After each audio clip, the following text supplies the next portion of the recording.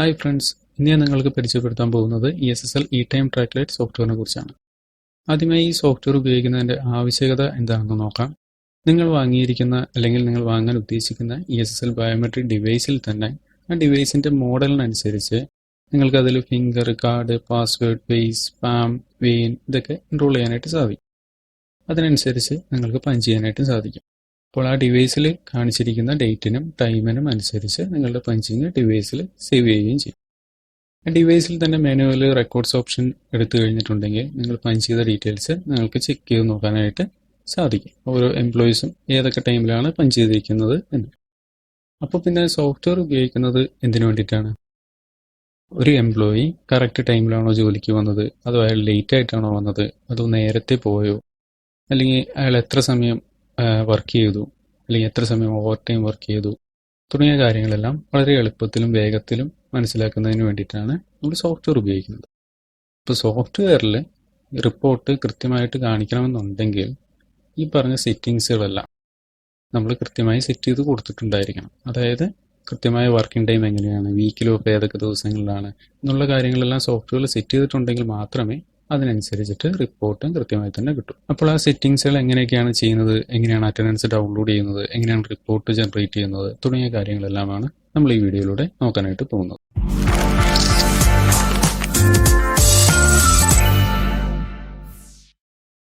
ഈ സോഫ്റ്റ്വെയറിൻ്റെ ഇൻസ്റ്റാളേഷനെ കുറിച്ചും ലൈസൻസ് ആക്ടിവേഷനെ കുറിച്ചുള്ള വീഡിയോ നേരത്തെ തന്നെ ഈ ചാനലിൽ പബ്ലിഷ് ചെയ്തിട്ടുണ്ട്.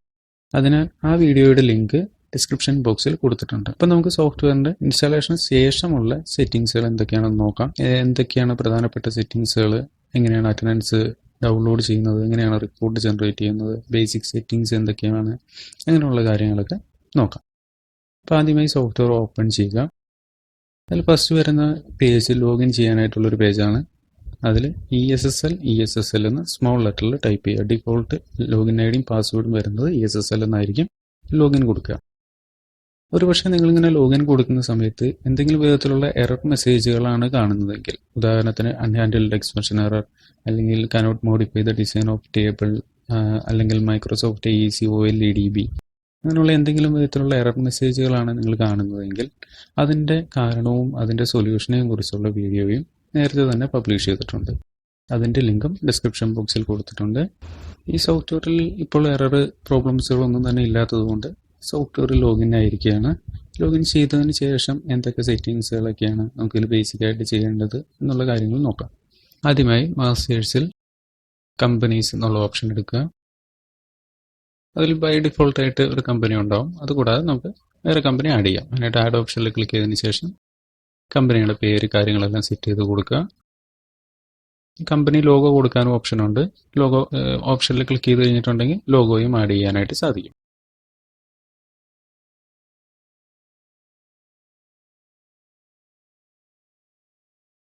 അതിനുശേഷം ആഡ് ക്ലിക്ക് ചെയ്യുക.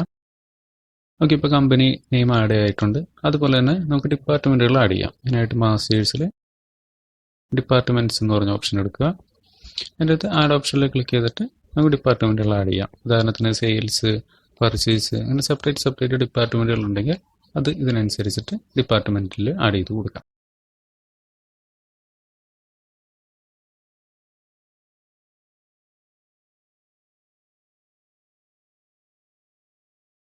ഇപ്പോൾ ഡിപ്പാർട്ട്മെൻറ്റുകളെല്ലാം ആഡ് ചെയ്ത് കഴിഞ്ഞു. നമുക്ക് എംപ്ലോയീസിനെ ആഡ് ചെയ്യാം. എംപ്ലോയീസിനെ ആഡ് ചെയ്യാനായിട്ട് രണ്ട് മെത്തേഡാണ് ഉള്ളത്. ഒന്ന്, നമുക്ക് ഡിവൈസിൽ എംപ്ലോയീസിനെ ആഡ് ചെയ്തതിന് ശേഷം സോഫ്റ്റ്വെയറിലേക്ക് ഡൗൺലോഡ് ചെയ്തെടുക്കാം. അതല്ലെങ്കിൽ സോഫ്റ്റ്വെയറിൽ തന്നെ എംപ്ലോയീസിനെ ആഡ് ചെയ്തതിന് ശേഷം ഡിവൈസിലേക്ക് അപ്ലോഡ് ചെയ്യുകയും ചെയ്യാം. രണ്ട് രീതിയിലും ചെയ്യാൻ പറ്റും. ആദ്യത്തെ മെത്തേഡാണ് ഇവിടെ കാണിക്കാൻ പോകുന്നത്. അതായത് മാസ്റ്റേഴ്സിൽ എംപ്ലോയീസ് എടുക്കുക. എംപ്ലോയീസ് എടുത്തു കഴിയുമ്പോൾ ബൈ ഡിഫോൾട്ടായിട്ട് ടെസ്റ്റ് എംപ്ലോയി 1, 2, 3 എന്ന് പറഞ്ഞിട്ട് സോഫ്റ്റ്വെയറിൽ കാണിക്കുന്നുണ്ടാവും. എംപ്ലോയീസിനൊക്കെ ഡിലീറ്റ് ചെയ്യാം. പുതിയ സോഫ്റ്റ്വെയർ ആണ് നിങ്ങൾ ഉപയോഗിക്കുന്നതെങ്കിൽ Ctrl+A പ്രസ് ചെയ്തിട്ടുണ്ടെങ്കിൽ എല്ലാ എംപ്ലോയീസും കൂടി സെലക്ട് ആവും. അതിനുശേഷം ഡിലീറ്റ് കൊടുത്താൽ എല്ലാ എംപ്ലോയീസിനെയും ഒരുമിച്ച് ഡിലീറ്റ് ചെയ്യാനായിട്ട് സാധിക്കും, ആ ടെസ്റ്റ് എംപ്ലോയീസിനെ. അതിനുശേഷം ഡിവൈസിൽ എങ്ങനെയാണ് എംപ്ലോയീസിനെ ആഡ് ചെയ്യുന്നത് എന്നുള്ള കാര്യങ്ങൾ നോക്കാം. അതിനായിട്ട് ഡിവൈസിൻ്റെ മെനു ഓപ്ഷൻ എടുക്കുക. അതിൽ യൂസർ മാനേജ്മെൻറ്റ് എന്ന് പറഞ്ഞ ഓപ്ഷൻ സെലക്ട് ചെയ്യുക. അതിൽ ന്യൂ യൂസർ, അതിൽ എംപ്ലോയി ID കൊടുക്കാനും നെയിം കൊടുക്കാനും ഇതായിട്ടുള്ള ഓപ്ഷൻ ഉണ്ടാവും. അപ്പോൾ ഐ ഡി നമ്പർ കൊടുക്കണമെന്നുണ്ടെങ്കിൽ ഐ ഡി നമ്പർ എന്താ വേണ്ടതെന്ന് വെച്ചാൽ കൊടുക്കാം. അതല്ലെന്നുണ്ടെങ്കിൽ ഓട്ടോമാറ്റിക്കായിട്ട് 1 2 3 എന്നുള്ള ക്രമത്തിലായിരിക്കും ഐ ഡി നമ്പർ കാണിക്കുക. നെയിം കൊടുക്കണമെന്നുണ്ടെങ്കിൽ നെയിമിൻ്റെ കോളത്തിലേക്ക് സെലക്ഷൻ കൊണ്ടുവന്നതിന് ശേഷം വലതുവശത്തേക്കുള്ള ആരോ ബട്ടൺ പ്രസ് ചെയ്ത് കഴിഞ്ഞിട്ടുണ്ടെങ്കിൽ നെയിം ടൈപ്പ് ചെയ്യാനായിട്ട് സാധിക്കും. ഇനി നെയിം കൊടുത്തില്ലെങ്കിലും കുഴപ്പമില്ല, നമുക്ക് സോഫ്റ്റ്വെയർ വഴി തന്നെ നെയിം അപ്ലോഡ് ചെയ്യാനായിട്ടും പറ്റും. നമുക്ക് ഫിംഗർ എൻറോൾ ചെയ്യാം. ഇതിപ്പോൾ ഞാനിവിടെ ഉപയോഗിച്ചിരിക്കുന്നത് K90 എന്ന് പറഞ്ഞ ഡിവൈസാണ്. ഈ ഡിവൈസിൽ ഫിംഗർ, കാർഡ്, പാസ്വേഡ് ഇത് മൂന്നുമാണ് സപ്പോർട്ട് ചെയ്യുന്നത്. ഇപ്പം ഞാൻ ഫിംഗർ എങ്ങനെയാണ് എൻറോൾ ചെയ്യുന്നതെന്ന് നോക്കാം. എൻറോൾ FP എന്നുള്ളത് സെലക്ട് ചെയ്യുക. FP എന്ന് ഉദ്ദേശിക്കുന്നത് ഫിംഗർ പ്രിൻ്റാണ്. ഫിംഗർ പ്രിൻ്റ് സെലക്ട് ചെയ്തതിന് ശേഷം ഒരു ഫിംഗർ തന്നെ 3 തവണ എടുത്തു വെക്കുക. അപ്പോൾ ഫിംഗർ ഇപ്പോൾ ആഡായി കഴിഞ്ഞു. അവിടെ ഫിംഗർ കൗണ്ട് 1 എന്ന് പറഞ്ഞിട്ട് കാണിക്കുന്നുണ്ട്. താഴേക്ക് സെലക്ഷൻ കൊണ്ടുവന്നതിന് ശേഷം ഓക്കെ സെലക്ട് ചെയ്യാം. ചില ഡിവൈസുകളിൽ ഇങ്ങനെ ഓക്കെ ഓപ്ഷൻ ഉണ്ടാവില്ല. ഓക്കെ ഓപ്ഷൻ ഇല്ലാത്ത ഡിവൈസ് ആണെന്നുണ്ടെങ്കിൽ എസ്കേപ്പ് ബട്ടൺ പ്രസ് ചെയ്താൽ തന്നെ ഓട്ടോമാറ്റിക്കായിട്ട് സേവ് ആയിക്കോളും. ഓക്കെ ബട്ടൺ ഉള്ള ഡിവൈസ് ആണെങ്കിൽ ഓക്കെ കൊടുത്തെങ്കിൽ മാത്രമേ ആ ഫിംഗറോ അല്ലെങ്കിൽ കാർഡോ പാസ്വേഡോ എന്താണോ അത് സേവ് ആകുകയുള്ളൂ. ഓക്കെ, ഇനി നമുക്ക് അതുപോലെ തന്നെ കാർഡ് എങ്ങനെയാണ് എൻറോൾ ചെയ്യുന്നത് നോക്കാം. നേരിട്ട് ജസ്റ്റ് എൻറോൾ കാർഡ് സെലക്ട് ചെയ്യുക. ജസ്റ്റ് കാർഡ് കാണിക്കുക. കാർഡ് കാണിക്കുമ്പോൾ അവിടെ കാർഡിൻ്റെ നമ്പർ വന്നിട്ടുണ്ട്. നേരത്തെ ചെയ്ത പോലെ തന്നെ താഴേക്കെടുത്ത് ഓക്കെ സെലക്ട് ചെയ്ത് കൊടുത്തു കഴിഞ്ഞാൽ കാർഡിന് സേവ് ആയിക്കോളും.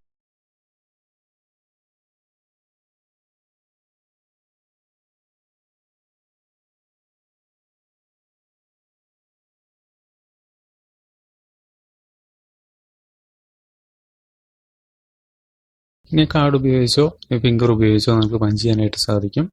പഞ്ച് ചെയ്യുന്ന കാര്യങ്ങളെല്ലാം ഡിവൈസിൽ തന്നെ സ്റ്റോർ ചെയ്യുകയും ചെയ്യും. ഈ ഡിവൈസ് എങ്ങനെയാണ് അഡ്മിൻ ലോക്ക് ചെയ്യുന്നതെന്ന് നോക്കാം. നിലവിലെ സെറ്റിംഗ് അനുസരിച്ചിട്ട് ഇപ്പോൾ ഡിവൈസിൻ്റെ മെനു ഓപ്ഷൻ ആർക്ക് വേണമെങ്കിലും എടുക്കാനോ ഓപ്പൺ ചെയ്യാനോ അതിലെ സെറ്റിങ്സോ കാര്യങ്ങളെല്ലാം ചേഞ്ച് ചെയ്യാനായിട്ട് സാധിക്കും. ഞാൻ നേരത്തെ പറഞ്ഞായിരുന്നു ഡിവൈസിൽ കാണിച്ചിരിക്കുന്ന ഡേറ്റിനും ടൈമിനും അനുസരിച്ചിട്ടായിരിക്കും ഓരോ പഞ്ചിങ്ങുകളും സേവ് ആവുന്നത്. അതുകൊണ്ട് തന്നെ ഡേറ്റോ ടൈമോ മറ്റൊരാൾ ചേഞ്ച് ചെയ്ത് കഴിഞ്ഞിട്ടുണ്ടെങ്കിൽ ആ ചേഞ്ച് ആവുന്ന, അതായത് നിലവിൽ കാണിച്ചിരിക്കുന്ന ഡേറ്റിനും ടൈമിനും അനുസരിച്ചിട്ടായിരിക്കും പഞ്ചിങ് സേവ് ആവുന്നത്. അപ്പോൾ അങ്ങനെ ആരും ചേഞ്ച് ചെയ്യാതിരിക്കാനായിട്ട് അഡ്മിനായിട്ട് ഡിവൈസ് ലോക്ക് ചെയ്യാനായിട്ട് സാധിക്കും. സാധാരണ പോലെ തന്നെ അഡ്മിനായിട്ടുള്ള ഒരാളെ കൊണ്ട് ആളുടെ ഫിംഗറോ അല്ലെങ്കിൽ കാർഡോ പാസ്വേഡോ സെറ്റ് ചെയ്യിപ്പിക്കുക. അതിനുശേഷം താഴേക്ക് വന്നു കഴിയുമ്പോൾ പർവ്യൂ എന്ന് പറഞ്ഞിട്ടൊരു ഓപ്ഷൻ ഉണ്ട്. ഓപ്ഷനിൽ യൂസർ എന്നുള്ളത് ചേഞ്ച് ചെയ്തിട്ട് അഡ്മിനിസ്ട്രേറ്റർ എന്ന് സെലക്ട് ചെയ്ത് കൊടുക്കുക. അഡ്മിൻ എന്നോ അല്ലെങ്കിൽ അഡ്മിനിസ്ട്രേറ്റർ എന്നോ സെലക്ട് ചെയ്ത് കൊടുക്കുക. പിന്നെ ഈ ഡിവൈസിൽ ഇപ്പോൾ ഞാൻ കാണിച്ചിരിക്കുന്നതിൽ പർവ്യൂ എന്ന് പറഞ്ഞ ഓപ്ഷനാണ് കാണിച്ചിരിക്കുന്നത്. ചില ഡിവൈസുകളിൽ ഈ സെയിം ഓപ്ഷൻ തന്നെ യൂസർ റോള് എന്ന് പറഞ്ഞിട്ടായിരിക്കും കാണിച്ചിരിക്കുക. അപ്പോൾ അതിലും ഇതുപോലെ തന്നെ അഡ്മിൻ എന്നുള്ളത് സെലക്ട് ചെയ്ത് കൊടുത്താൽ മതി. എന്നിട്ട് ഓക്കെ കൊടുക്കുക. ഓക്കെ ഉള്ള ഡിവൈസുകളിലാണെങ്കിൽ ഓക്കെ കൊടുക്കുക, അല്ലെങ്കിൽ എസ്കേപ്പ് അടിക്കുക. ഇങ്ങനെ ചെയ്ത് കഴിഞ്ഞ് കഴിയുമ്പോൾ ഡിവൈസ് ഇപ്പോൾ അഡ്മിൻ ലോക്ക് ആയി കഴിഞ്ഞു. അതായത് മെനു പ്രസ് ചെയ്ത് കഴിഞ്ഞ് കഴിഞ്ഞാൽ ഒരു ലോക്കിൻ്റെ സിമ്പിളായിരിക്കും കാണിക്കുക. പിന്നെ അഡ്മിനായിട്ടുള്ള ആളുടെ ഫിംഗറോ കാർഡോ പാസ്വേഡോ എന്താണോ അഡ്മിനായിട്ട് സെറ്റ് ചെയ്തിരിക്കുന്നത് അത് കൊടുത്തെങ്കിൽ മാത്രമേ മെനു ഓപ്പൺ ആകുകയുള്ളൂ. ഇനി നമുക്ക് ഡിവൈസിൻ്റെ കണക്ടിവിറ്റി കാര്യങ്ങൾ നോക്കാം. അതിനായിട്ട് ഡിവൈസ് നെറ്റ്വർക്കിൽ കണക്ട് ചെയ്യുക. അതിന് ശേഷം PC-യിൽ CMD ഓപ്പൺ ചെയ്യുക. CMD ഓപ്പൺ ചെയ്തിട്ട് അവിടുത്തെ നെറ്റ്വർക്ക് സീരീസ് എങ്ങനെയാണെന്ന് ചെക്ക് ചെയ്ത് നോക്കുക. അതിനായിട്ട് ജസ്റ്റ് IP കോൺഫിഗ് എന്ന് ടൈപ്പ് ചെയ്തതിന് ശേഷം എൻ്റർ കൊടുക്കുക. അപ്പോൾ അവിടുത്തെ IP സീരീസ് നമുക്ക് കിട്ടും. അതിനനുസരിച്ച് ഡിവൈസിൽ IP സെറ്റ് ചെയ്യാം. ഇപ്പോൾ എനിക്ക് കിട്ടിയിരിക്കുന്നത് 192.168.1.56 എന്നാണ് PC-യുടെ IP കിട്ടിയിരിക്കുന്നത്. സെയിം IP റേഞ്ചിൽ തന്നെ IP കൊടുക്കുക. അപ്പോൾ IP ഫ്രീ ആണോ എന്ന് ചെക്ക് ചെയ്യാനായിട്ട് just ping space IP address ഞാൻ കൊടുക്കാൻ ഉദ്ദേശിക്കുന്ന ഡിവൈസിൽ കൊടുക്കാൻ ഉദ്ദേശിക്കുന്ന IP അഡ്രസ് കൊടുക്കുക. 192.168.1.220 ആണ് ഞാൻ കൊടുക്കാനായിട്ട് ഉദ്ദേശിക്കുന്നത്. അത് അടിച്ചു കഴിഞ്ഞപ്പോൾ നിലവിൽ പിങ് ആവുന്നില്ല. അപ്പോൾ അത് ഫ്രീ IP ആണ്. അപ്പോൾ നമുക്ക് ഈ IP-ന് ഡിവൈസിൽ സെറ്റ് ചെയ്ത് കൊടുക്കുന്നത് എങ്ങനെയാണെന്ന് നോക്കാം. അതിന് ഡിവൈസ് നെറ്റ്വർക്കിൽ കണക്ട് ചെയ്യുക. അതിനുശേഷം ഡിവൈസിൻ്റെ മെനുവിൽ കമ്മ്യൂണിക്കേഷൻ ഓപ്ഷൻ എടുക്കുക. അതിൽ നെറ്റ്വർക്ക് ഓപ്ഷൻ. ചില ഡിവൈസുകളിൽ നെറ്റ്വർക്കിന് പകരം എതർനെറ്റ് എന്ന് പറഞ്ഞിട്ടായിരിക്കും ഓപ്ഷൻ കാണിച്ചിട്ടുണ്ടായിരിക്കാം. അതിലും IP സെറ്റ് ചെയ്ത് കൊടുക്കാനായിട്ട് സാധിക്കും. അതിൽ IP അഡ്രസ്സ് സെലക്ട് ചെയ്യുക. നമ്മൾ ഫ്രീ IP ഏതാണോ നമുക്ക് കിട്ടിയത് ആ IP അവിടെ സെറ്റ് ചെയ്ത് കൊടുക്കുക. അപ്പോൾ എനിക്ക് കിട്ടിയത് 1.220 ആയിരുന്നു. ഞാൻ അത് കൊടുത്തു, ഓക്കെ കൊടുത്തു. അപ്പോൾ IP കാര്യങ്ങളെല്ലാം സെറ്റ് ആയിട്ടുണ്ട്. നമുക്ക് ഡിവൈസ് കണക്റ്റ് ആയോ എന്ന് അറിയാനായിട്ട് ഒന്നും കൂടി പിങ് ചെയ്യിപ്പിച്ച് നോക്കാം. നേരത്തെ ഞാൻ പിങ് ചെയ്യിപ്പിച്ചപ്പോൾ ഡെസ്റ്റിനേഷൻ വാസ് അൺറീച്ചബിൾ എന്നായിരുന്നു കാണിച്ചിരുന്നത്. നമുക്ക് ഒന്നുകൂടെ നോക്കാം. ഇപ്പോൾ ഡിവൈസ് പിങ് ആവുന്നുണ്ട്. അതായത് ഡിവൈസ് നെറ്റ്വർക്കിൽ കണക്റ്റഡ് ആയി കഴിഞ്ഞു. നമുക്ക് സോഫ്റ്റ്വെയറിലേക്ക് കണക്റ്റഡ് ആണോ കണക്റ്റ് ആവുന്നുണ്ടോ എന്നുള്ള കാര്യങ്ങൾ നോക്കാം. എന്നിട്ട് സോഫ്റ്റ്വെയറിൽ യൂട്ടിലിറ്റീസിൽ ഡിവൈസ് മാനേജ്മെൻറ്റ് എന്ന് പറഞ്ഞ ഓപ്ഷൻ എടുക്കുക. ഇതിൽ ബൈ ഡിഫോൾട്ടായിട്ട് TD USB എന്ന് പറഞ്ഞിട്ട് 2 ഡിവൈസ് ഉണ്ടാവും. ബൈ ഡിഫോൾട്ട് IP വരുന്നത് 192.168.1.20.1 ആയിരിക്കും ഡിവൈസിൻ്റെ IP കാണിക്കുന്നത്. IP നമുക്ക് ചേഞ്ച് ചെയ്യാം. അതിനായിട്ട് മൗസിൻ്റെ റൈറ്റ് ബട്ടൺ ക്ലിക്ക് ചെയ്തതിന് ശേഷം എഡിറ്റ് കൊടുക്കുക. ഇപ്പോൾ ഇവിടെ IP അഡ്രസ് എന്ന് കാണിക്കുന്നിടത്ത് ഡിവൈസിൽ കൊടുത്തിരിക്കുന്ന IP സെറ്റ് ചെയ്ത് കൊടുക്കുക. ഞാൻ കൊടുത്ത് 220 ആയിരുന്നു. 220 കൊടുത്ത് ടെസ്റ്റ് കണക്ഷൻ കൊടുത്തു കഴിഞ്ഞപ്പോൾ കണക്ഷൻ സക്സസ്ഫുൾ ആയിട്ടുണ്ട്. ഡിവൈസ് കണക്ടിവിറ്റി കാര്യങ്ങളെല്ലാം റെഡിയാണ്. നെറ്റ്വർക്ക് വഴി ഡിവൈസ് കണക്ഷൻ എല്ലാം ഓക്കെയാണ്.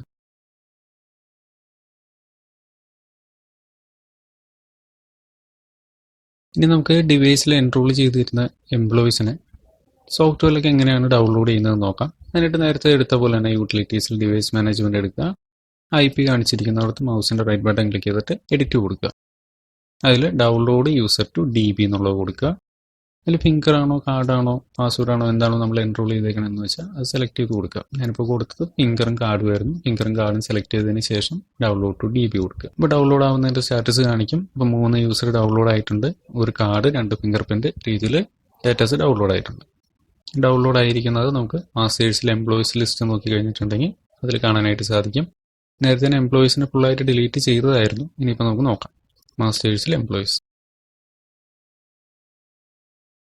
ഇതാ ഞാൻ ഡിവൈസിൽ എൻറോൾ ചെയ്ത എംപ്ലോയീസിൻ്റെ ലിസ്റ്റ് എല്ലാം ഇതിൽ വന്നിട്ടുണ്ട്.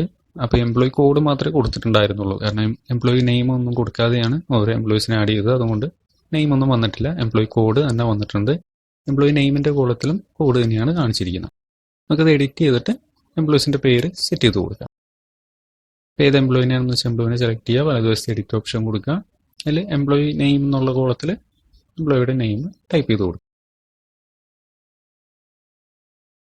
താഴെയായിട്ട് കമ്പനി ഡിപ്പാർട്ട്മെൻറ്റ് കാര്യങ്ങളെല്ലാം സെലക്ട് ചെയ്യാനായിട്ടുള്ള ഓപ്ഷനുണ്ട്. നേരത്തെ ആഡ് ചെയ്ത പോലെ കമ്പനിയും ഡിപ്പാർട്ട്മെൻറ്റുകളെല്ലാം സെലക്ട് ചെയ്ത് കൊടുക്കുക. അപ്ഡേറ്റ് കൊടുക്കുക.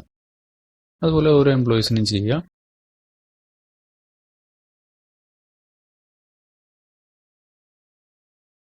അതിനുശേഷം ഈ എംപ്ലോയീസിനെ എല്ലാം ഇപ്പോൾ എംപ്ലോയീസിൻ്റെ പേരെല്ലാം നമ്മൾ കൊടുത്തു. ആ എംപ്ലോയീസിനെ നമുക്ക് ഡിവൈസിലേക്ക് എങ്ങനെയാണ് അപ്ലോഡ് ചെയ്യുന്നതെന്ന് നോക്കാം. അതിനായിട്ട് യൂട്ടിലിറ്റീസിൽ ഡിവൈസ് മാനേജ്മെൻറ്റ് അതിൽ ഡിവൈസിൽ IP കാണിക്കുന്നിടത്ത് മൗസിൻ്റെ റൈറ്റ് ബട്ടൺ ക്ലിക്ക് ചെയ്തിട്ട് എഡിറ്റ് കൊടുക്കുക. അതിൽ അപ്ലോഡ് യൂസർ ടു ഡിവൈസ് എന്നുള്ള ഓപ്ഷൻ കൊടുക്കുക. ഇപ്പോൾ എംപ്ലോയീസിൻ്റെ ലിസ്റ്റ് ഇവിടെ വന്നിട്ടുണ്ട്. അതിൽ എംപ്ലോയീസിനെ ഫുള്ളായിട്ട് സെലക്ട് ചെയ്തതിന് ശേഷം ഫിംഗർ കാർഡെല്ലാം സെലക്ട് ചെയ്ത് അപ്ലോഡ് കൊടുക്കുക. ഇനി ഒരു പക്ഷേ നിങ്ങൾ ഡിവൈസിൽ എംപ്ലോയീസിനെ ആഡ് ചെയ്തില്ല, പകരം സോഫ്റ്റ്വെയറിലാണ് ആദ്യമേ ആഡ് ചെയ്യുന്നത് എങ്കിൽ ഈ upload user to device option എടുത്തു കഴിയുമ്പോൾ ഇതുപോലെ എംപ്ലോയീസിൻ്റെ ലിസ്റ്റ് ഇതിൽ കാണിക്കില്ല. അപ്പോൾ അങ്ങനെ കാണിക്കാത്തൊരവസ്ഥ വരികയാണെന്നുണ്ടെങ്കിൽ ഇപ്പോൾ കാണിച്ചിരിക്കുന്ന ലിസ്റ്റിൻ്റെ താഴെയായിട്ട് ലിസ്റ്റ് ഓൾ എംപ്ലോയീസ് വിത്ത് ബയോമെട്രിക് ഡീറ്റെയിൽസ് എന്ന് പറഞ്ഞ ഓപ്ഷനുണ്ട്. ഓപ്ഷൻ ഇപ്പോൾ നിലവിൽ ടിക്കായിട്ടാണ് കിടക്കുന്നത്. ആ ഓപ്ഷൻ അൺടിക്ക് ചെയ്ത് കഴിഞ്ഞാൽ നിങ്ങൾ എംപ്ലോയീസ് ലിസ്റ്റിൽ ആഡ് ചെയ്തിരിക്കുന്ന എംപ്ലോയീസിനെല്ലാം ഈ ലിസ്റ്റിലും കാണാനായിട്ട് സാധിക്കും. അപ്പോൾ എംപ്ലോയീസിനെ സെലക്ട് ചെയ്തതിന് ശേഷം സാധാരണ പോലെ തന്നെ അപ്ലോഡ് ചെയ്യാം.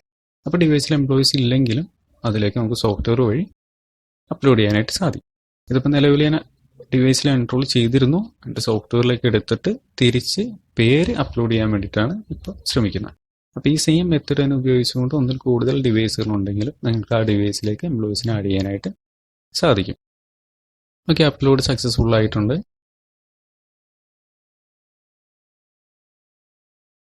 നമുക്ക് ഡിവൈസിലൊന്ന് ചെക്ക് ചെയ്ത് നോക്കാം എംപ്ലോയീസിൻ്റെ പേര് കാര്യങ്ങൾ ഡിവൈസിലേക്ക് വന്നിട്ടുണ്ടോ എന്ന്. എന്നിട്ട് ഡിവൈസിൻ്റെ മെനുവിൽ യൂസർ മാനേജ്മെൻറ്റ് ഓപ്ഷനിൽ മാനേജ് ഓപ്ഷൻ എടുക്കുക. ഇതിൽ പേരൊക്കെ കാണിക്കുന്നുണ്ട്. ഞാൻ നേരത്തെ സോഫ്റ്റ്വെയറിൽ കൊടുത്തതുപോലെ തന്നെ പേര് ഡീറ്റെയിൽസുകളെല്ലാം ഡിവൈസിലും കാണിക്കുന്നുണ്ട്. ഓക്കെ, ഇനി നമുക്ക് സോഫ്റ്റ്വെയറിലെ മറ്റ് സെറ്റിങ്സുകൾ നോക്കാം. നമുക്ക് പ്രധാനപ്പെട്ട സെറ്റിങ്സ് ആയിട്ട് വരുന്നത് ഷിഫ്റ്റ് സെറ്റിങ്സും കാറ്റഗറി സെറ്റിങ്സും ആണ്. അപ്പോൾ നമുക്ക് ആദ്യമായിട്ട് ഷിഫ്റ്റ് സെറ്റിങ്സ് നോക്കാം. അതിനായിട്ട് മാസ്റ്റേഴ്സിൽ ഷിഫ്റ്റ് ഡീറ്റെയിൽസ് എടുത്തു കഴിയുമ്പോൾ ബൈ ഡിഫോൾട്ടായിട്ട് ജനറൽ ഷിഫ്റ്റ് എന്ന് പറഞ്ഞിട്ട് ഒരു ഷിഫ്റ്റ് ഉണ്ടാവും 9:30 to 6:30 വരെ.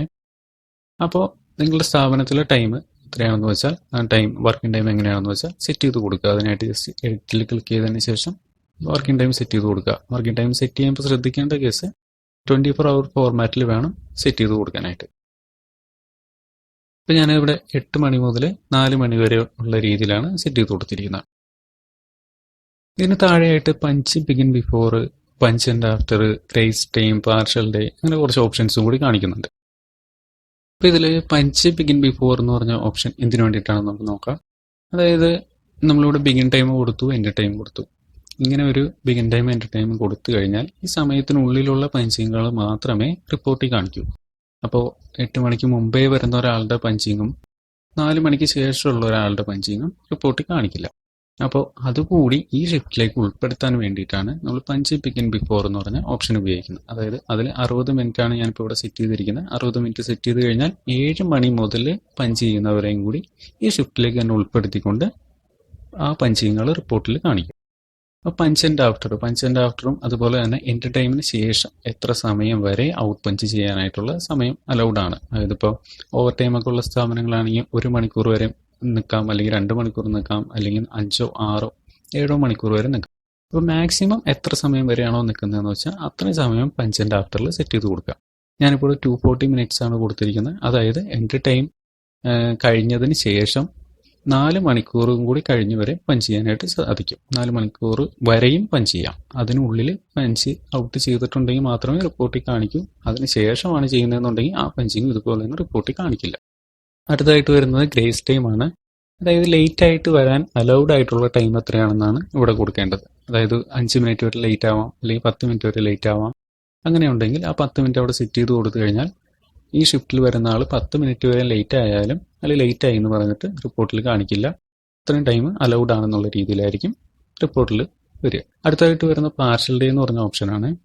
ചില സ്ഥാപനങ്ങളിൽ ചിലപ്പോൾ ശനിയാഴ്ചകളിൽ വർക്കിംഗ് ടൈം കുറവായിരിക്കും, അല്ലെങ്കിൽ ചിലപ്പോൾ ഉച്ച വരെ ഉണ്ടാവുള്ളൂ. അങ്ങനെ എന്തെങ്കിലും വർക്കിംഗ് ടൈമിൽ വ്യത്യാസം ഉണ്ടെങ്കിൽ ആ ദിവസം ഇതിൽ സെലക്ട് ചെയ്ത് കൊടുക്കാം. നോർമൽ വർക്കിംഗ് ടൈം തന്നെയാണെങ്കിൽ ഇതിൽ ഒന്നും ചെയ്യേണ്ട ആവശ്യമില്ല, ഓപ്ഷൻ ടിക്ക് ചെയ്താൽ മതി.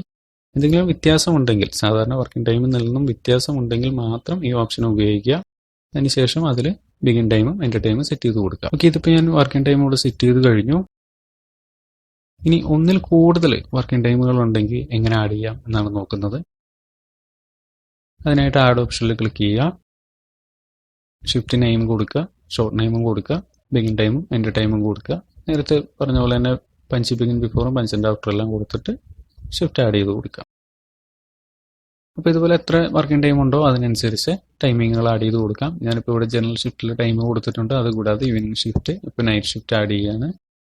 നൈറ്റ് ഷിഫ്റ്റും സെറ്റ് ചെയ്ത് കൊടുത്തു. അതിനുശേഷം ആഡ് ഓപ്ഷൻ ക്ലിക്ക് ചെയ്യാം.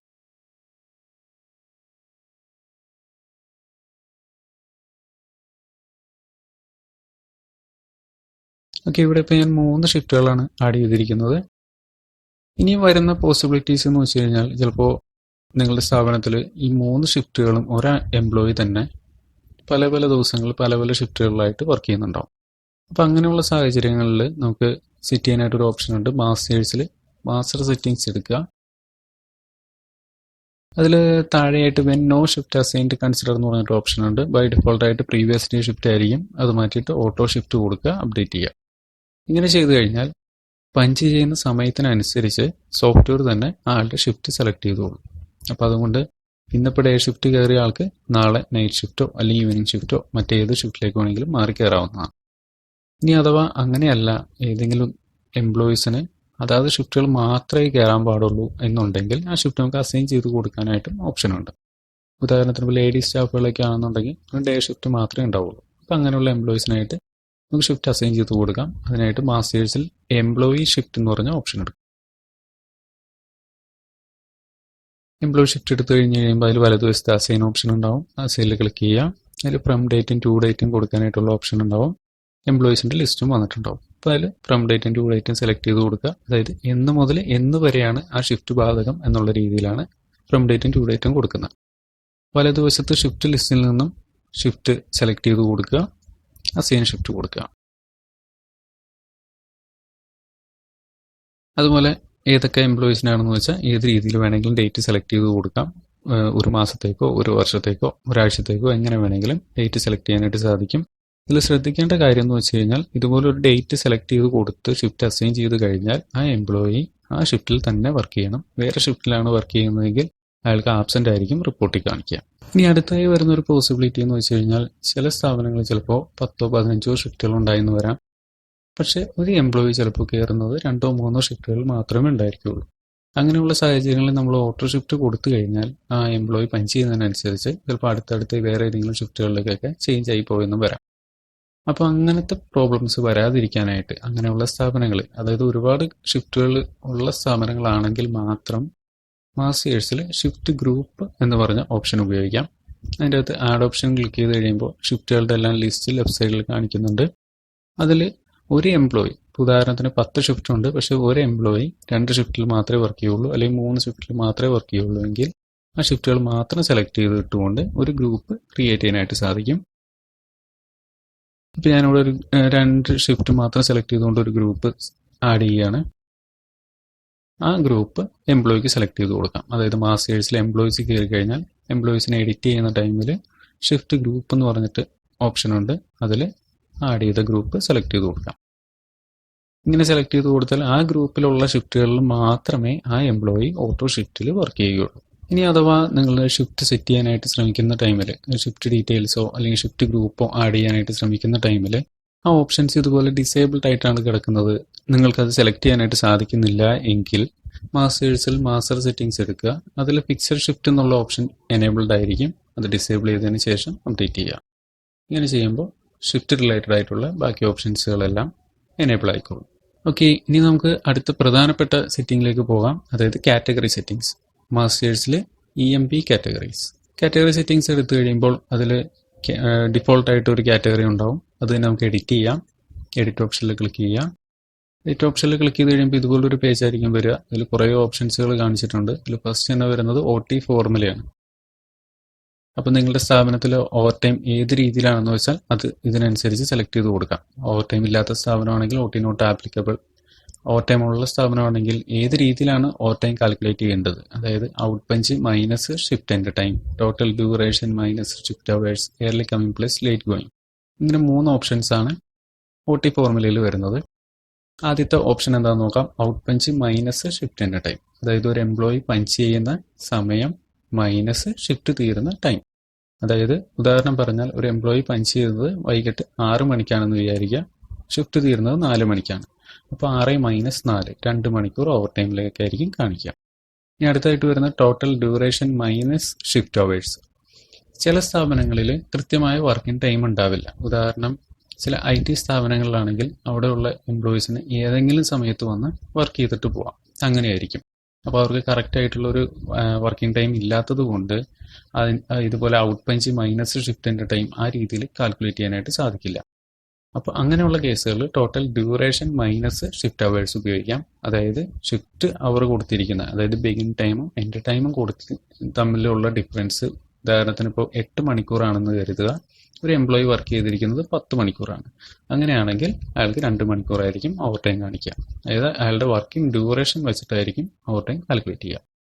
അടുത്തതായിട്ട് വരുന്നത് early coming plus late going, അതായത് ഷിഫ്റ്റ് ടൈമിങ്ങിന് മുമ്പോ അല്ലെങ്കിൽ അതിന് ശേഷമോ വർക്ക് ചെയ്യുന്ന 2 ടൈമും കൂടി ആഡ് ചെയ്തിട്ടായിരിക്കും ഓവർ ടൈമിൽ കാണിക്കുക. ഇങ്ങനെ 3 ഫോർമുലകളാണ് OTക്ക് വരുന്നത്. ഇതിൽ തന്നെ മിനിമം OT, മാക്സിമം OT എന്ന് പറഞ്ഞിട്ട് ഓപ്ഷൻ ഉണ്ട്. മിനിമം OT ബൈ ഡിഫോൾട്ടായിട്ട് 30 മിനിറ്റ് ആയിരിക്കും വരുന്നത്. അതുകൊണ്ട് തന്നെ 30 മിനിറ്റിൽ കൂടുതൽ ഓവർ ടൈം നിന്നെങ്കിൽ മാത്രമേ ഓവർ ടൈമിൻ്റെ കോളത്തിൽ ഓവർ ടൈം കാണിക്കുകയുള്ളൂ. ഇനി 1 മിനിറ്റ് നിന്നാലോ അല്ലെങ്കിൽ 5 മിനിറ്റ് നിന്നാലോ ഓവർ ടൈം കാണിക്കണമെന്നുണ്ടെങ്കിൽ മിനിമം OTയിൽ 0 ആക്കി കൊടുക്കാം. അല്ലെങ്കിൽ നിങ്ങളുടെ സ്ഥാപനത്തിനനുസരിച്ചിട്ട് എത്രയാണോ ടൈം എന്ന് വെച്ചാൽ അത് സെറ്റ് ചെയ്ത് കൊടുക്കാം. മാക്സിമം OTയും അതുപോലെ തന്നെ OT ലിമിറ്റ് ഉണ്ടെങ്കിൽ OT സെറ്റ് ചെയ്ത് കൊടുക്കാം. പിന്നെ grace time for late coming, grace time for early going, 2 option. Grace ടൈമിൻ്റെ കേസ് ഞാൻ നേരത്തെ പറഞ്ഞിരുന്നു. നമുക്ക് അലൗഡ് ആയിട്ടുള്ള ടൈമാണ്, അത് ലേറ്റ് ആവാനായിട്ട് അലൗഡ് ആയിട്ടുള്ള ടൈം എത്രയാണെന്ന് വെച്ചാൽ അതാണ് ഇവിടെ കൊടുക്കേണ്ടത്. ഇതിലിപ്പോൾ ബൈ ഡിഫോൾട്ടായിട്ട് 15 മിനിറ്റ് വെച്ചാണ് വന്നിരിക്കുന്നത്. അതായത് 15 മിനിറ്റ് വരെ ലേറ്റ് ആയാലോ 15 മിനിറ്റ് നേരത്തെ പോയാലോ അത് റിപ്പോർട്ടിൽ കാണിക്കില്ല. ആ ടൈം ഏത് രീതിയിൽ വേണമെന്ന് വെച്ചാൽ നിങ്ങളുടെ സ്ഥാപനത്തിനനുസരിച്ച് നിങ്ങൾക്ക് സെറ്റ് ചെയ്ത് കൊടുക്കാം. അവിടെ 0 ആക്കി കൊടുത്തു കഴിഞ്ഞാൽ 1 മിനിറ്റ് ലേറ്റ് ആയാലോ അല്ലെങ്കിൽ 1 മിനിറ്റ് നേരത്തെ പോയാലോ അതെല്ലാം കൃത്യമായിട്ട് റിപ്പോർട്ടിൽ കാണിക്കും. ഇനി അടുത്തായിട്ട് വരുന്ന ഒരു ഓപ്ഷനാണ് consider only first and last bench in attendance calculation. അതായത് ഒരു ദിവസം ഒന്നിൽ കൂടുതൽ പഞ്ചിങ്ങുകൾ ചെയ്യുന്നുണ്ടെങ്കിൽ, ഉദാഹരണത്തിന് ഡോർ ആക്സസും കൂടി ഉള്ള സ്ഥാപനമാണ് നിങ്ങളുടേതെങ്കിൽ ഒരുപാട് പഞ്ചിങ്ങുകൾ ഒരു ദിവസം ചെയ്യുന്നുണ്ടാവും. ഇൻ പഞ്ച്, ഔട്ട് പഞ്ച്, അങ്ങനെ അങ്ങോട്ടും ഇങ്ങോട്ടുമായിട്ട് ഒരുപാട് പഞ്ചിങ്ങുകളുണ്ടാവും. പക്ഷെ അതിൽ ആദ്യത്തേതും അവസാനത്തേതും മാത്രം എടുത്തുകൊണ്ട് അറ്റൻഡൻസ് കാൽക്കുലേറ്റ് ചെയ്താൽ മതിയെങ്കിൽ consider only first and last ബെഞ്ചിൻ്റെ അറ്റൻഡൻസ് കാൽക്കുലേഷൻ എന്നുള്ള ഓപ്ഷൻ ടിക്ക് ചെയ്ത് കൊടുത്താൽ മതി. ഇനി അതല്ല, ഇടയ്ക്ക് പുറത്തു പോയ ടൈം നിങ്ങൾക്ക് ഡിഡക്റ്റ് ചെയ്യണം, അങ്ങനെ ഉണ്ടെങ്കിൽ താഴെ കാണുന്ന deduct break hours from work duration എന്നുള്ള ഓപ്ഷൻ ടിക്ക് ചെയ്ത് കൊടുക്കുക. അങ്ങനെയുള്ള കേസുകളിൽ consider only first and last എന്നുള്ള ഓപ്ഷൻ അൺടിക്ക് ചെയ്യാം. ഓക്കെ, പിന്നെ അടുത്തായിട്ട് വരുന്ന neglect last in punch for missed out punch എന്ന് പറഞ്ഞ ഓപ്ഷനാണ്. ഈ ഓപ്ഷൻ കൊണ്ട് ഉദ്ദേശിക്കുന്നത് ഒരു എംപ്ലോയി ഒരു തവണ മാത്രമേ പഞ്ച് ചെയ്തുള്ളൂ എങ്കിൽ, അതായത് രാവിലെ മാത്രമേ പഞ്ച് ചെയ്തുള്ളൂ, അയാൾ ഔട്ട് പഞ്ച് ചെയ്തില്ല. അപ്പോൾ അങ്ങനെയുള്ള കേസുകളിൽ ആ എംപ്ലോയിനെ പ്രസന്റ് ആണോ കാണിപ്പിക്കേണ്ടത് അതോ ആബ്സെന്റ് ആയിട്ട് റിപ്പോർട്ട് കാണിക്കണോ എന്നുള്ളതാണ് ഈ ഓപ്ഷനും കൊണ്ട് ഉദ്ദേശിക്കുന്നത്. അപ്പോൾ നിങ്ങൾക്ക് ആബ്സെന്റ് ആണ് കാണിക്കേണ്ടത് എങ്കിൽ, അതായത് സിംഗിൾ പഞ്ചിന് ആബ്സെന്റ് ആണ് കാണിക്കേണ്ടത് എങ്കിൽ ഈ ഓപ്ഷൻ ടിക്ക് ചെയ്തിടാം. അപ്പോൾ ഒരു പഞ്ച് മാത്രമേ ചെയ്തുള്ളൂ എങ്കിൽ ആ ദിവസം ആ എംപ്ലോയിക്ക് ആബ്സെന്റ് ആയിരിക്കും കാണിക്കുക. ഇനി ഈ ഓപ്ഷൻ അൺടിക്കാണ് ചെയ്തിരിക്കുന്നതെങ്കിൽ ഒരു പഞ്ചിങ്ങേ ഉള്ളൂ എങ്കിലും ആൾ പ്രസന്റ് ആയിട്ട് കാണിക്കും. ഷിഫ്റ്റ് തീരുന്ന ഷിഫ്റ്റ് ടൈം വെച്ചിട്ട് വർക്കിംഗ് ഡ്യൂറേഷൻ കാൽക്കുലേറ്റ് ചെയ്ത് കാണിക്കുകയും ചെയ്യും. അടുത്ത ഓപ്ഷൻ നോക്കാം, weekly of. Weekly of 1, 2, 2 weekly of ഉണ്ട്. ഏത് രീതിയിലാണ് നിങ്ങളുടെ സ്ഥാപനത്തിലെ വീക്കിലി ഓഫ് എന്ന് വെച്ചാൽ അതിനനുസരിച്ച് സെറ്റ് ചെയ്ത് കൊടുക്കാം. പിന്നെ വരുന്നത് consider early coming punch, consider late going punch, ഇങ്ങനെയുള്ള 2 ഓപ്ഷനാണ്. ഈ ഓപ്ഷനെ കൊണ്ട് ഉദ്ദേശിക്കുന്നത് ഷിഫ്റ്റ് ടൈമിങ്ങിന് മുമ്പ് ഒരു എംപ്ലോയി വന്നു കഴിഞ്ഞാൽ ആ വന്നിരിക്കുന്ന നേരത്തെ പഞ്ച് ചെയ്ത ടൈം വർക്കിംഗ് ഡ്യൂറേഷനിൽ ആഡ് ചെയ്യണോ എന്നാണ് ഈ ഓപ്ഷനെ കൊണ്ട് ഉദ്ദേശിക്കുന്നത്. അതായത് ഉദാഹരണം പറഞ്ഞാൽ രാവിലെ 8 മണി മുതൽ 4 മണി വരെയുള്ള വർക്കിംഗ് ടൈം ആണെന്ന് കരുതുക. ഒരു എംപ്ലോയി വന്നത് രാവിലെ 7:30 ആയപ്പോഴാണ്, അതായത് അരമണിക്കൂർ നേരത്തെ വന്നു.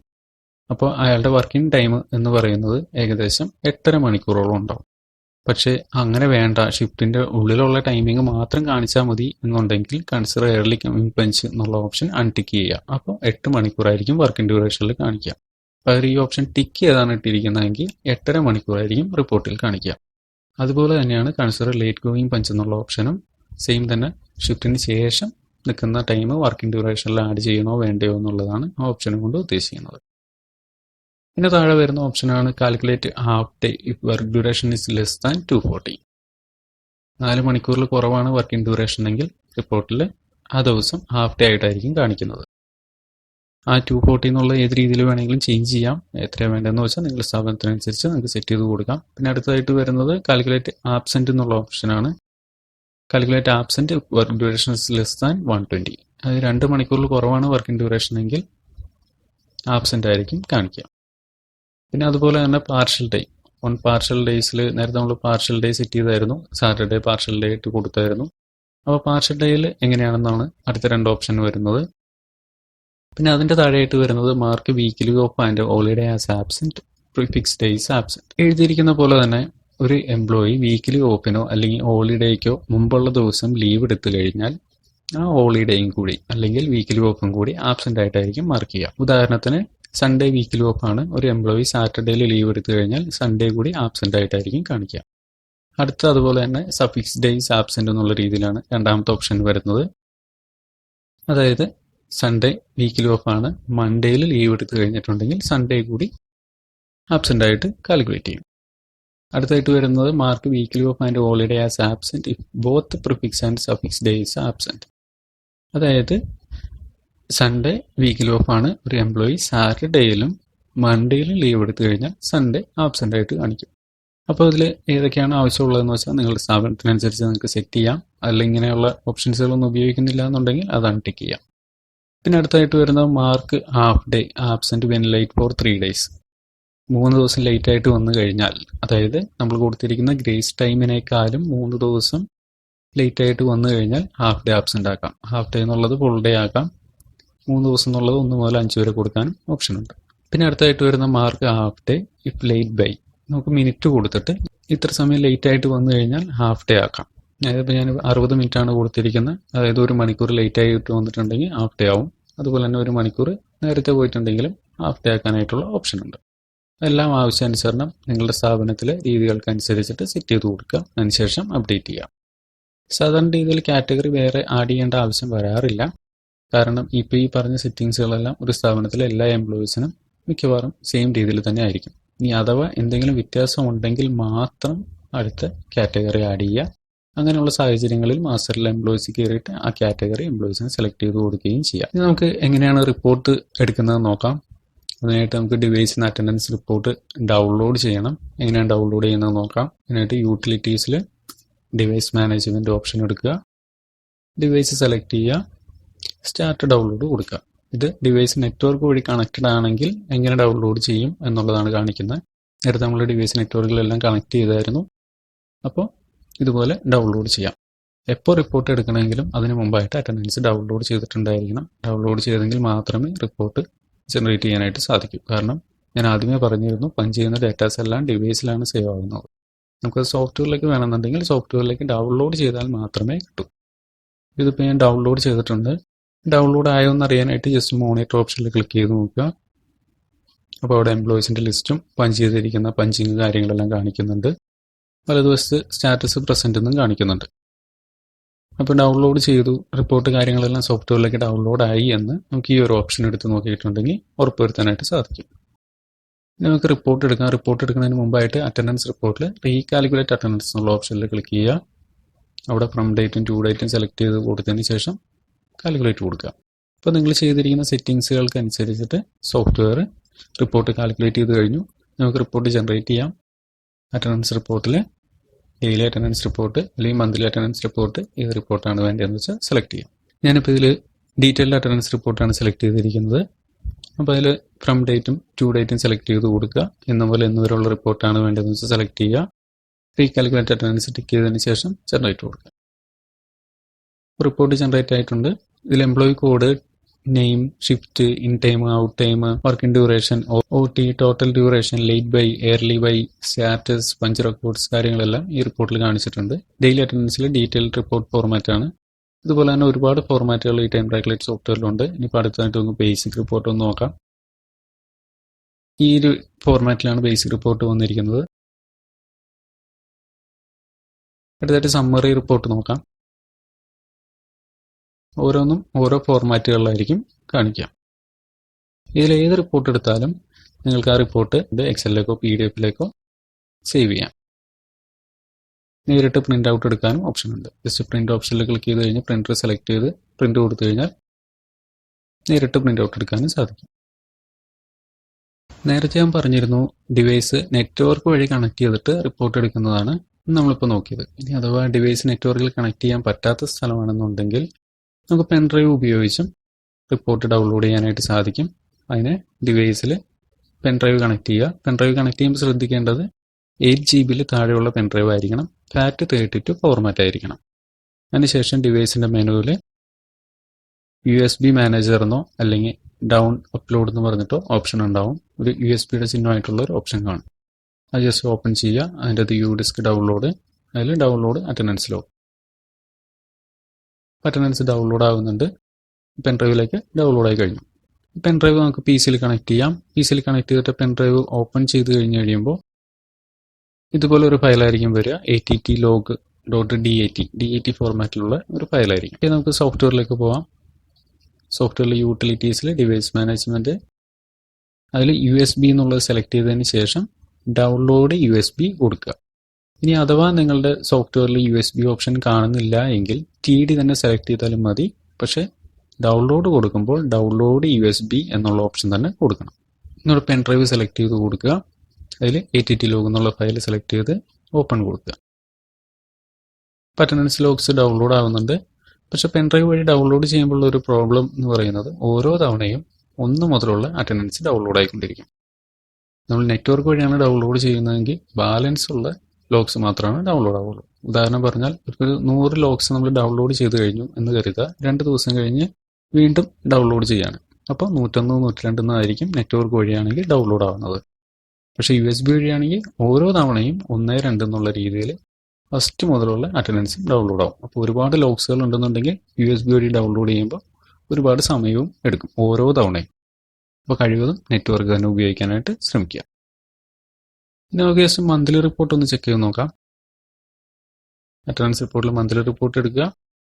അതിനുശേഷം ഡേറ്റ് സെലക്ട് ചെയ്ത് കൊടുക്കുക. റീകാൽക്കുലേറ്റ് അറ്റൻഡൻസ് ടിക്ക് ചെയ്തതിന് ശേഷം ജനറേറ്റ് കൊടുക്കുക. ഇതിപ്പോൾ ഒരു മാസത്തെ പഞ്ചിങ് ആണ് കാണിച്ചിരിക്കുന്നത്. ഇതിൽ ഓരോ എംപ്ലോയീസിൻ്റെയും സ്റ്റാറ്റസ് ഉണ്ട്, ഓരോ ഡേറ്റ് കാര്യങ്ങളെല്ലാം മുകളിൽ കാണിച്ചിട്ടുണ്ട്. 1 മുതൽ 31 വരെ ഓരോ എംപ്ലോയീസിൻ്റെയും in time, out time, working duration, late by, early by, OT, shift കാര്യങ്ങളെല്ലാം കാണിച്ചിട്ടുണ്ട്. ആ ഒരു മാസത്തെ ടോട്ടൽ ഡ്യൂറേഷനും total OT, present days, absent days, weekly off, അങ്ങനെയുള്ള എല്ലാ ഡീറ്റെയിൽസും ആ ഒരു മാസത്തെ മുഴുവൻ ഡീറ്റെയിൽസും റിപ്പോർട്ടിൽ കാണിച്ചിട്ടുണ്ട്.